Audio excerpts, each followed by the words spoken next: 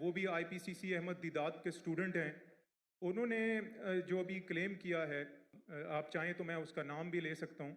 انہوں نے کہا ہے کہ قرآن کی جو لٹرل میننگز ہیں جو عربک ہیں, عربک میں آپ جب ٹرانسلیٹ کرتے ہیں تو اس کی جو لغت ہے اس سے ہی آپ کو قرآن کو انڈرسٹینڈ کریں. آپ جو تفسیر دیکھتے ہیں یا پھر کچھ حدیث ہیں اس سے آپ اگر دیکھتے ہیں تو وہ قرآن کی انڈرسٹینڈنگ بالکل بدل جاتی ہے. جیسے کہ وہ کہتے ہیں کہ تورات جو ہے وہ موسیٰ علیہ السلام پہ نازل نہیں ہوئی. تو میرا کوشچن یہ ہے کہ پوری کی فاؤنڈیشن ہی جو ہے اس نے ڈسٹرب کر دی ہے کہ جیسے اس نے کہا کہ مسجد اقصیٰ جو ہے وہ فلسطین نہیں ہے بلکہ وہ پیلسٹائن میں ہے. تو یہ جو انڈرسٹینڈنگ ہے کہ آپ کہ قرآن جو ہے وہ صرف قرآن سے ہی سمجھا جا سکتا ہے کیونکہ وہ اللہ نے اس کی جو ہے ذمہ داری لی ہے. باقی تو مین میڈ لوگوں نے کتابیں لکھی ہیں ساری جو اس کا کلیم ہے. تو میری ریکویسٹ ہے کہ اگر آپ اس کو کلیئر کریں اس انڈرسٹینڈنگ کو کہ قرآن کو صرف اسی ٹرانسلیشن سے ہی سمجھا سکتا کیونکہ اس کو قرآن نے وہ اللہ نے اس کی وہ لی ہے.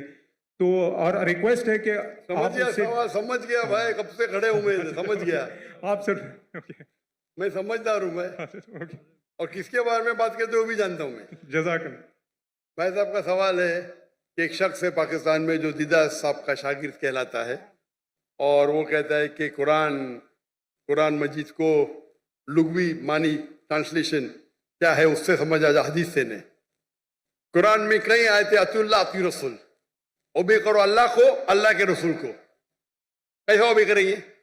اللہ کے رسول ابھی زندہ ہے, ان کی ٹیچنگ زندہ ہے جی, انتقال ہو چکا ہے, انشاءاللہ جنت فردوس میں ملیں گے انشاءاللہ.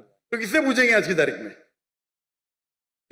اللہ کا تو کلام ہے نا جی, اطیعوا اللہ اطیعوا الرسول, obey Allah obey the messenger. کس سے پوچھیں گے؟ کدھر ہے حدیث ادھر پوچھو ان سے. سمپل ہے. کوئی بھی اگر قرآن کا بیسٹ کامنٹری قرآن خود ہے اور اللہ کے رسول کی حدیث, دو چیز, قرآن خود اور اللہ کے رسول کی, یہ بیسک ہے. Best is Quran it self. کئی جگہ قرآن میں دو جگہ ذکر رہتی تو commentary it is called it self. Number 2 اللہ کے رسول کی حدیث. اس کے بعد اینسلری, اور ہو سکتا ہے سائنس, ہو سکتا ہے ٹیکنالوجی, وہ بعد میں آئیں گا. دو بنیادیں اپنے شریعہ کی, قرآن اور حدیث. اور پھر قرآن میں یہ بھی لکھا ہے فَاسْأَلُوا أَهْلَ الذِّكْرِ إِن كُنتُمْ لَا تَعْلَمُونَ. سورہ نحل سورہ نمبر 16 آیت نمبر 43, سورہ انبیاء سورہ نمبر 21 آیت نمبر 7, دو جگہ لکھا ہے. اس سے پوچھو جو ایکسپرٹ ہے.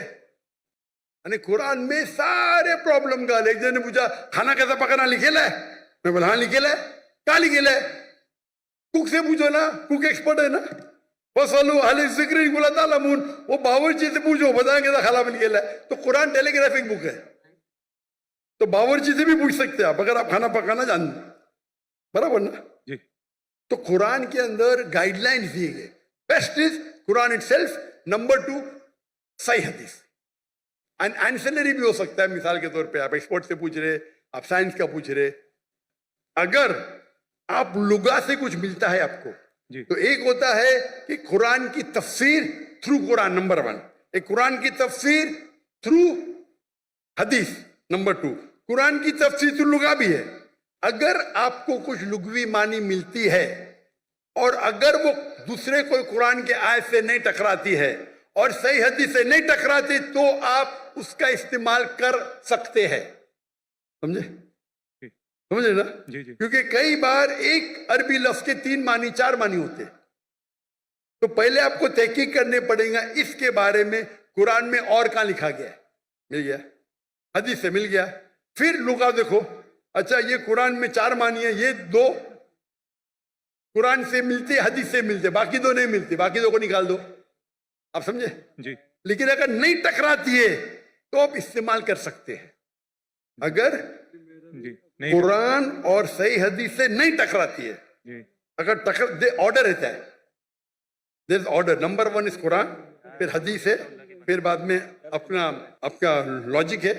لاجک اوپر نہیں آتا ہے, لاجک نیچے, عرف ہے, کسٹمز ہے. تو فقہ کے اندر اصول ہے, یہ اصول کے ڈفرینس ہونے کی وجہ سے تھوڑا اختلاف ہے, اس کے اوپر بھی میں ڈیٹیل میں جاؤں گا نہیں, جی لیکن لغا کا امپورٹنس ہے, ٹاپ پہ نہیں ہے, ٹاپ پہ نہیں ہے, نیچے.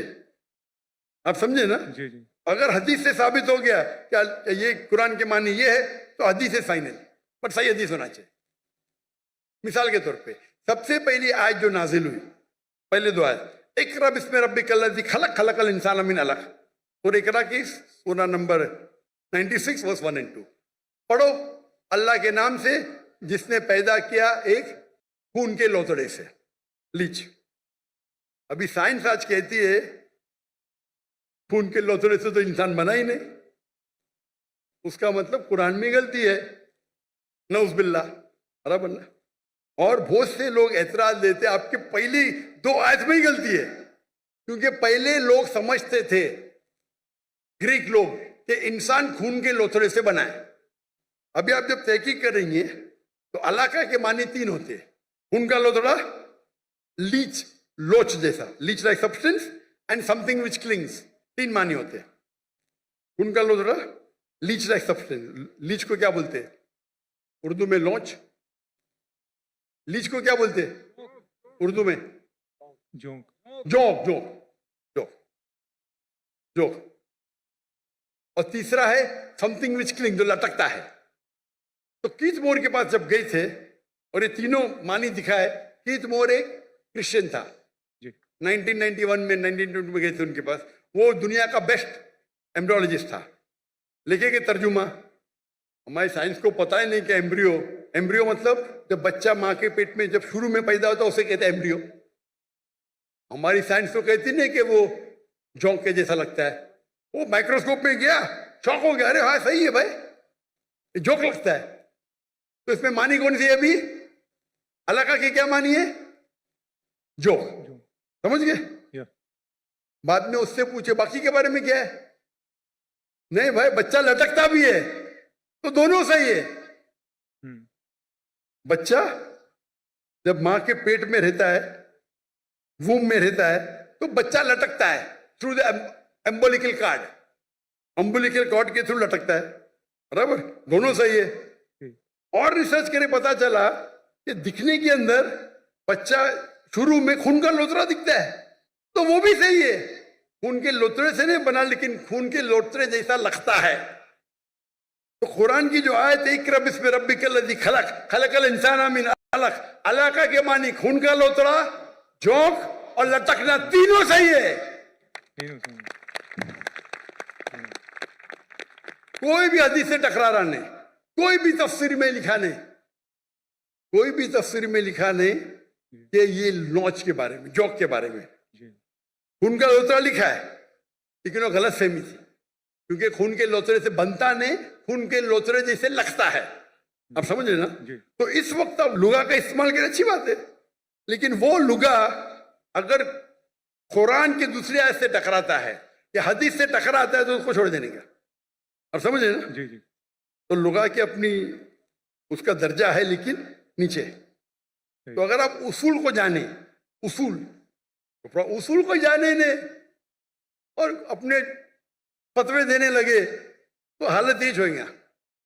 اور امت کو اگر بیسک نالج ہے دین کی, کوئی بھی عالم آپ کو کوئی بھی گھمائیں گا نہیں عالم. اگر آپ کو پتا ہے دین کے بارے میں, واللہ کوئی بھی عالم گھما نہیں سکتا آپ کو. وہ پرابلم ہے ہم دین کے بارے میں جانتے ہی نہیں نا. میں آپ سے سوال پوچھتا ہوں, اگر ہندوستان میں حیدرآباد میں گاڑی پہلی بار آئی تھی بہت سال پہلے, تو ایک نواب گاڑی خریدتے, پہلی بار گاڑی آتی, امیر رہتے, مل جاتی گاڑی ان کو, تو گاڑی کے ساتھ ڈرائیور بھی آتی. کس کو چلانے آتا ہی نہیں, گاڑی کس کو چلانے آتا ہی نہیں نا, تو کمپنی اس کو ڈرائیور بھی دیتی ہے. تو نواب صاحب بولتے میری بیوی کو شاپنگ جانے کے, گاڑی کو باہر نکالو. تو ڈرائیور بولتا نواب صاحب گاڑی خراب ہو گئی, اب بھی صحیح کرو. تو بولے صحیح کرنے کے لیے 10 کلو گھی چاہیے, 20 کلو رائس چاہیے, باسمتی رائس, اور 30 کلو شکر.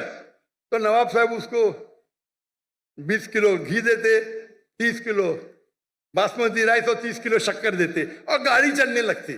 میں آپ کو پوچھتا ہوں، آج آپ کا ڈرائیور بولا مجھے گاڑی صحیح کرنے کے لیے 20 کلو اصل گھی چاہیے، 30 کلو باسمتی رائس چاہیے اور 30 کلو شکر چاپ دیں گے اس کو؟ Of course not. کیا کریں گے؟ لات مار کے بھگائیں گے نا، کیونکہ آپ گاڑی کے بارے میں جانتے ہیں، جی آپ دین کے بارے میں نہیں جانتے تو یہ مسلمان کا جہل ہے. آپ دین کے بارے میں جان لیں گے تو کون آپ کو گھی نہیں پوچھے گا. آپ سمجھے نا؟ جی کل میرے بیٹے نے تقریر کی تھی اردو میں، کیا قرآن کو سمجھ کے پڑھنا ضروری ہے؟ جی ہو سکتا ہے کہ یہ ایگزامپل انہیں دیا ہوگا کل کی تقریر میں، دی ہے دیے نا؟ ماشاء اللہ آپ تھے. جی تو وہ پرابلم ہے. اگر کوئی ایک دم پیچیدہ سوال ہے فقہ کا تو جا کے پوچھو. یہ بیسک کیا پوچھنے کا؟ ہمارا فرض ہے. اگر کوئی فقہ کے بارے میں تو جاؤ مولانا کے پاس، اچھی بات ہے. یہ بیسک چیز کے بارے میں کیا؟ آپ سمجھ رہے نا؟ جی تو if you know the basic knowledge کو نا میں گھمائے گا نہیں. تو قرآن کو سمجھ کے پڑھو. الحمدللہ جہاں تکلیف آتی ہے نزول ہے قرآن تو کیا عالم سے بات ضروری ہے، لیکن یہ بیسک کس طریقے سے قرآن و حدیث پہ عمل کرنا چاہیے تو ہر مسلمان اگر سیکھے. یہ ہمارے راہ نجات کی کتاب ہے، تو انشاءاللہ ہم اس دنیا میں سفل رہیں گے، آخرت میں بھی. جزاک اللہ.